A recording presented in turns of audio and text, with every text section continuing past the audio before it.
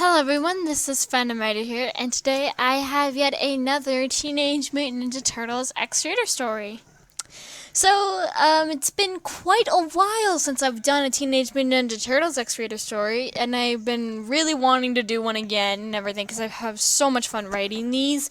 So I decided why not go ahead and do it and everything, and I already had done a 2016 Donnie X-Rater story. And so I figured that the rest of the turtles would get the same treatment. So this one is going to be a 2016 Leo X-Rater story. And it is simply titled First Meeting. Let's get started. We're going back to your apartment after a long day at work. You were a swimming teacher, actually, that helped teach little kids how to swim. You were always very active as a kid, and it was still like that today. You were on the dance team in high school and took martial arts and swimming classes during summer vacations. And you just recently graduated from high school and were now going to college to become a musician. Anyway, you were walking back to your apartment when you started hearing strange noises behind you. You looked behind you and saw several shadows walking towards you. From the way they were moving, they reminded you of a lion closing in on its prey. They were moving with a purpose. He smirked and yelled out, "You idiots want a piece of this? Try something. I dare ya." Then they stopped walking. They were a small distance away, but you could see their tattoos from a mile away. Their purple tattoos shimmered in the light from the moon above. The purple dragons.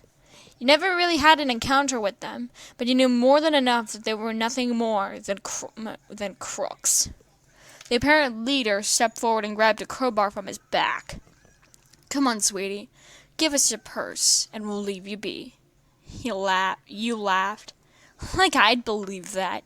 You do not want to fight me. Don't think I'd be afraid to hit some petty women," he said with a distinct smirk. Their faces turned into rage, and they dashed towards you. You dodged their attacks and grabbed a rusty pipe from a pile of garbage. You slammed the pipe into one of the thugs' heads and kicked another in the gut. You were about to hit the third guy with the pipe, but he caught it before it landed. The two you hit got back up and pulled your arms behind you, and you screamed out in pain. Now for Leo's point of view.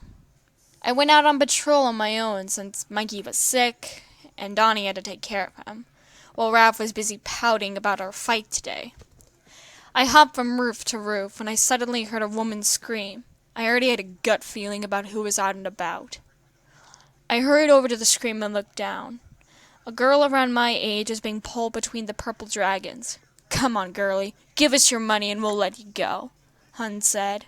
I felt the anger boil up quickly. "Over my dead body," she yelled out. Hun chuckled and said, "If you say so." Not wasting any more time, I hopped down behind him and he turned around. "Back off, Hun." At first he was scared, but that quickly changed to smug. "Oh yeah? Just what are you going to do to make me, dick?" Without missing a beat, I punched him in the face. His friends shoved the girl into a trash can nearby and charged at me.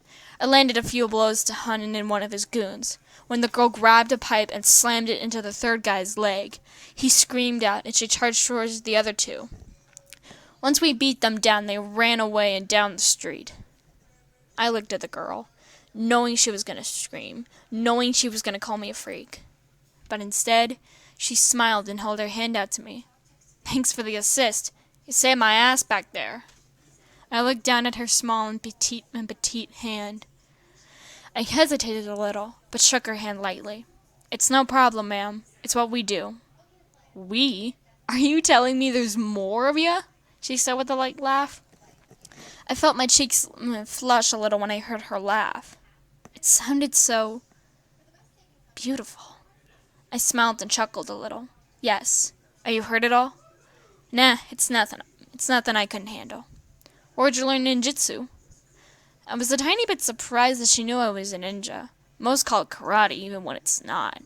"My father taught us when we were kids. How about you?" She pushed her hair to the side and smiled. "When I was a kid, I always thought martial arts were cool, so I figured I'd learn, especially since this is New York." "You're not wrong," I said with a smile. Her eyes suddenly lit up, and she grabbed her purse from the floor. She dug through it and grabbed a flashcard on it. "Do you have a phone?" I nodded, and she scribbled down her name and phone number on the card. She then handed it to me and leans up to my face. I tried to back up, but she pulled my belt, grabbed my belt, and leaned me forward. She kissed me on the cheek for a few seconds before she pulled away. Thanks again, dude. Text me. She then ran off and back home. Later. When you got home, you smiled fondly at the events of today. You didn't know if you were going crazy, but if you were, it sure as hell felt right. You knew that tomorrow you're going to be waiting for this turtle's text. To be continued. I thoroughly enjoyed making this, and I definitely plan on doing the rest of the Turtle Raph and Mikey tomorrow as soon as possible, but I can't make many promises because during school hours it's hard for me to find time to write.